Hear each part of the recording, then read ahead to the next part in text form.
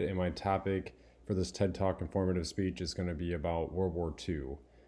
So starting here with my introduction, I wanted to start this off with a pretty big fact recorded by the Naval History and Heritage Command um, to kind of grab everybody's attention. So on December 7th, 1941, 2,403 people either dead or missing, and another 1,178 wounded, according to the Naval History and Heritage Command. This was one of the most devastating days in American history. If you are unaware of this travesty, this was the outcome of when the Japanese launched a surprise aerial attack at Pearl Harbor, Hawaii, and the following day, December 8th, 1941, the US and Britain declared war on Japan. 3 days later, on December 11th, 1941, Germany declared war on the United States, and Americans were introduced to the European theater, according to Tenenbaum.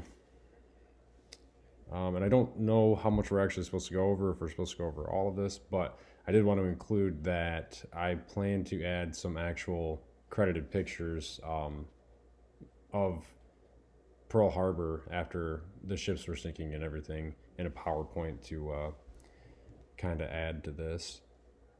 So for my attention getter, I wrote that World War II was developing years before America was attacked. While this speech is only going to focus on the timeline from when America was introduced, the true time starts in 1931 when the Japanese invaded Manchuria, and in 1933 when Adolf Hitler becomes the Chancellor of Germany. Something I would like everyone to remember while listening to this informative speech is from this time until the end of the war in 1945, there was an estimated 50 to 70 million deaths that occurred in World War II, which makes it the bloodiest conflict as well as the largest war in history, according to the World War II Foundation. My thesis statement is going to be something along the lines of, during the speech, I'm going to inform everyone about the timeline from when America was introduced into World War II, share stories about Clarence Moyer in Germany and Eugene Sledge's story in Japan, and inform you about how each side of the war ended.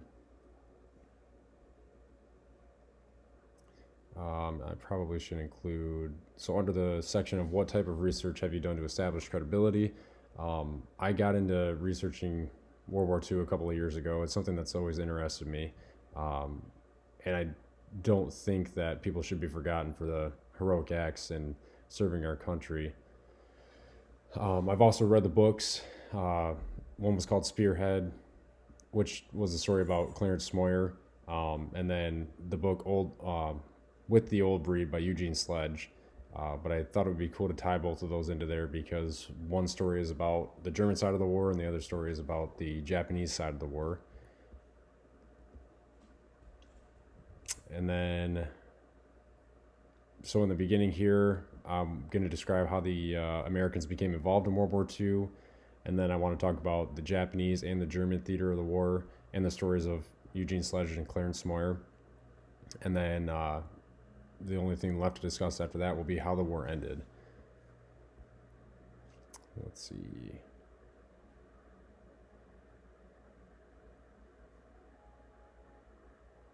So for some supporting material for my first main point of when the war started, I'm kind of going to restate the day that Pearl Harbor happened, the day that the Americans got involved in the war, December 7th, 1941. There was 24 people who were either dead or missing, and another 1,100 wounded, according to the Naval History and Heritage Command. I want to get into talking about the aftermath of Pearl Harbor and how the military became more prepared for further attacks. According to the Pearl Harbor aftermath, there was roughly 135,000 people that joined. And then another supporting detail about the Pearl Harbor aftermath. Some of the ships that sank, so the USS Arizona was a ship full of people, and it was struck by a bomb. And after, there was numerous people who passed away, but there was actually 1,100 crewmen that were trapped inside of the ship itself that never got out, according to the Pearl Harbor aftermath.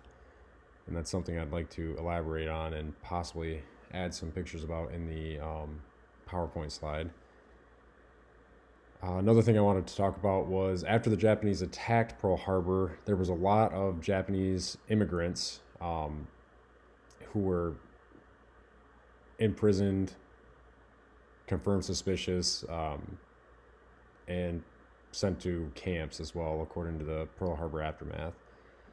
Jump into some transitions here. Jumping into the second point, so I'd like to tell the stories of starting with Clarence Smoyer, or I'm sorry, starting with Eugene Sledge, because Eugene's story technically would have happened in Japan before Clarence's story in Germany.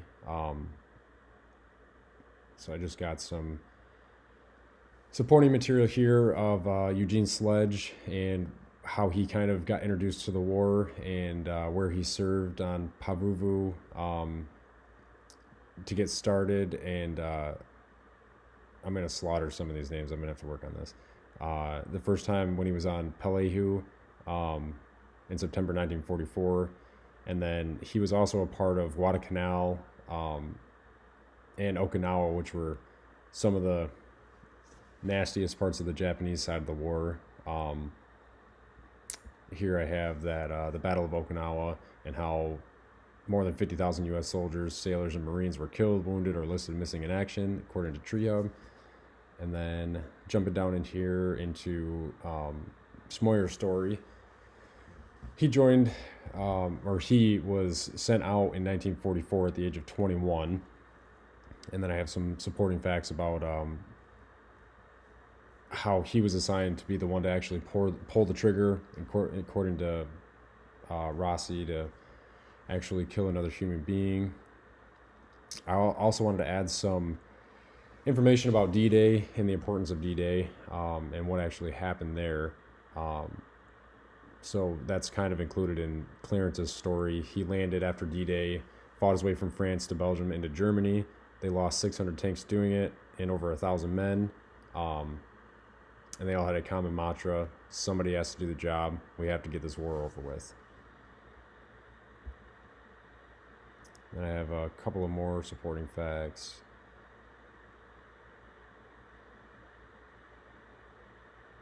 Jumping into the third main point. So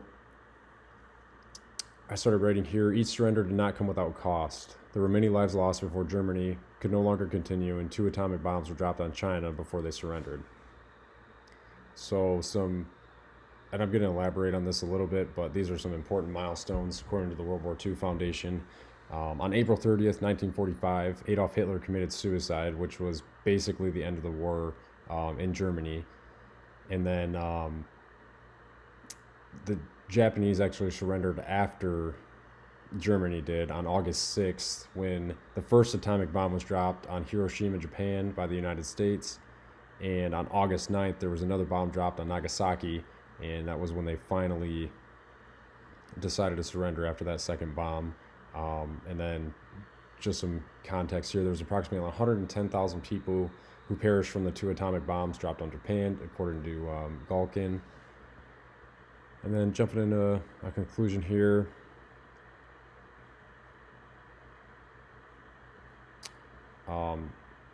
Just to go over my actual closure, I wrote: the Second World War is still one of America's most deadly events. There were millions of innocent lives lost, so many courageous men, women, and children that had to endure years of famish, death, and financial difficulty throughout the entire world. As Americans, it is our job to never let the memories of the people who sacrificed for our country diminish. It is also our job to ensure that history does not repeat itself.